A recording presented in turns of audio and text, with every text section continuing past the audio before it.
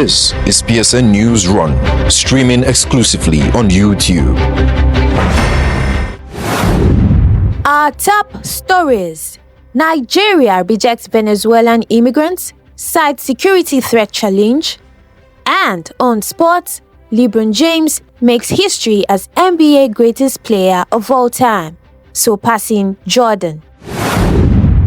We begin with Nigeria's firm stand on immigration. The Nigerian government has turned down a request from the US to accept deported Venezuelans, some with criminal records, a fair move linked to the country's deepening security and economic challenges. Today, Joycelyn is on the news desk. The Nigerian government has officially rejected US pressure to accept deported Venezuelan immigrants, some of whom are reportedly ex-convicts or undocumented individuals with unclear backgrounds. Foreign Minister Yusuf Tuga made it clear Nigeria is not a dumping ground, especially at a time when the country is facing its own internal security crisis, from deadly banditry in the northwest to resurgent kidnappings in the capital and the southeast secessionist unrest. The US had hoped to relocate some of these Venezuelans to Nigeria and other African nations as part of its broader immigration enforcement push, but Nigeria says it simply doesn't have the capacity or security infrastructure to take in foreign nationals with questionable profiles. Let's not forget, Nigeria is already battling with over 3.5 million internally displaced persons, rising unemployment, and an overstretched law enforcement system. Adding external migrants, especially ones flagged by another government, could deepen existing vulnerabilities, especially as violent extremism, drug trafficking, and trans-border crime remains active threats. This refusal isn't just about immigration, it's about sovereignty, stability, and survival. And as global powers continue to offload their internal issues, Nigeria is drawing a hard line in defense of national interests. As the world faces rising migration and fragile borders, Nigeria has chosen caution over compliance and putting its own house first. Reporting for PS News, Joycelyn Ella Keche Ada. Abuja is getting a major sweep. As security concerns grow, authorities have launched a crackdown that's already taken over 200 beggars off the streets and uncovered a disturbing network behind the scenes. Let's hear the details from Joycelyn. As rising security concerns grip Nigeria's capital, the Federal Capital Territory Administration has launched Operation Sweep Abuja, and it's already making waves. In just 4 days, 210 beggars have been arrested across key areas like Wuse, Gariki, Kubwa, and Asokoro.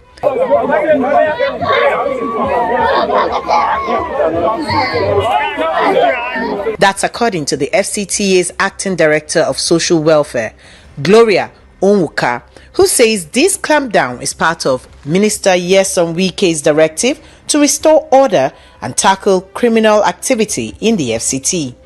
But here's where it gets disturbing. Many of those arrested, including 72 children, were trafficked into Abuja from states like Kano and Katsina, hired by adults to beg on their behalf. Some women caught with these children weren't even their real mothers. Officials say begging has turned into a full-blown business, complete with fake injuries and staged illnesses. One woman even claimed to have breast cancer until the bandage came off and told a different story. While the beggars and vagrants are being profiled for deportation at the Buhari Rehabilitation Center, suspected criminals and one-chance scammers are now in police custody. Security officials warn street begging isn't just a social issue, it's now a security threat. And with Minister Wike directing tighter enforcement, this operation isn't ending anytime soon. The message from the minister's office is clear. The capital is being cleaned up and no one is off limits. Reporting for PS News, Joycelyn Ella Keche Ada. Tomorrow, Lagosians head to the polls for its local government elections. PSN breaks it down. INEC's role, the police plan, and the city's mood as tensions simmer beneath the surface. Here's Marianne's analyzed view. The Lagos State Independent Electoral Commission, LASEC, says it is fully ready for the local government elections, scheduled for the 12th of July 2025. LASEC says all 20 local government areas and 37 LCDAs will participate, with 57 chairmanship and 376 councillor seats up for grabs. No party has been excluded, and there is no beggars tax, but some electoral tools will be used for accreditation.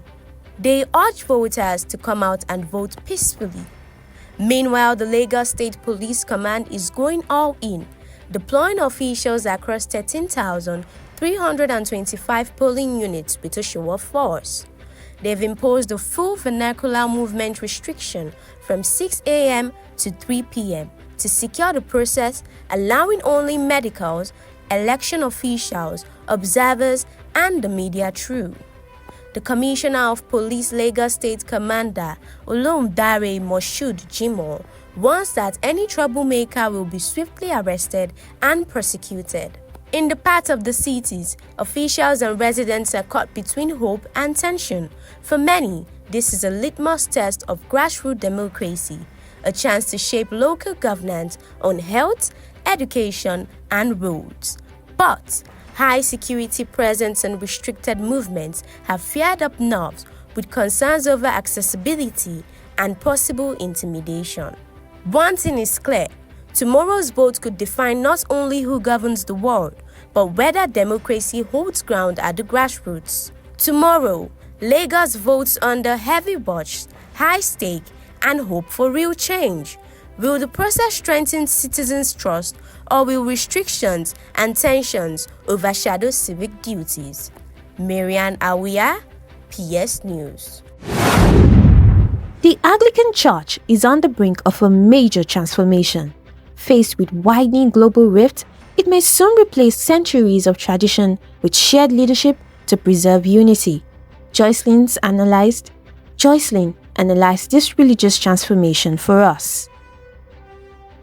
The Anglican Church is at the breaking point, and the Archbishop of Canterbury, once the undisputed global figurehead, may soon be sharing power to keep the faith from fracturing.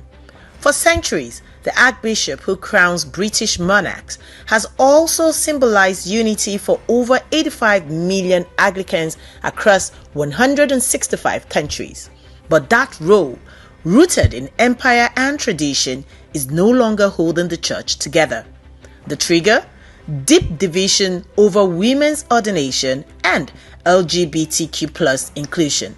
Progressive branches like the Church of England are clashing with more conservative churches in Africa and Asia, where homosexuality remains illegal and same-sex blessings are seen as heretical. Now, in a bid to prevent a full-blown schism, the Anglican Communion is proposing a bold shift, replacing the singular symbolic head with a rotating international figurehead. Drawn from the Communion's 5 global regions, it's a move that could radically decentralize power and reflect the shifting gravity of global Christianity, now centered more in the global south than Canterbury. But not everyone's on board.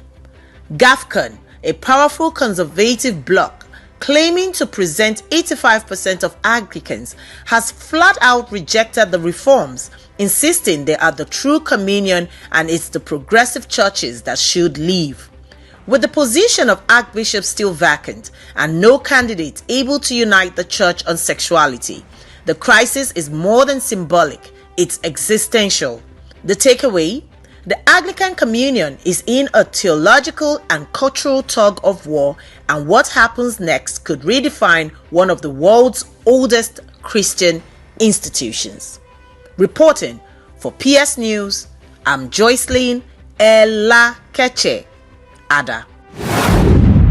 LeBron James is now ranked the greatest NBA player of all time. But behind the scenes, trouble may be brewing with the Lakers. As always, Sam is on the sport desk. For the first time ever, LeBron has been ranked the greatest NBA player of all time, overtaking Michael Jordan in Hoops Hype's annual all-time players list. It's a major moment in sport history, driven by his standout year from claiming Olympic MVP at Paris 2024 to bagging the NBA Cup MVP. But as LeBron climbs higher in legacy, his relationship with the Lakers may be falling apart. Insiders say all is not well behind the scene. Jovan Buha of The Athletic described things between James and the Lakers as not in the best place right now. And here's the real twist. ESPN Brian Windhorst, a LeBron insider for over 20 years, now says a possible trade can be ruled out, especially after the Lakers went silent on LeBron's $52.6 million player option decision. No statement, no celebration, just silence. His agent, Rich Paul, is sending a clear message. LeBron is watching. If the Lakers don't make big move to build a real-time contending team, the king could walk. So, is this the start of LeBron's final chapter in LA, or a power move to force the Lakers' hand? Either way, basketball brightest storyline just got a lot more dramatic, and the king still controls the court, on and off it. This is Samuel Akpan, reporting for PS News. You just watched PSN Newsrun, streaming exclusively on YouTube. This is your trusted voice for news that matters. Subscribe, like, share, and stay informed.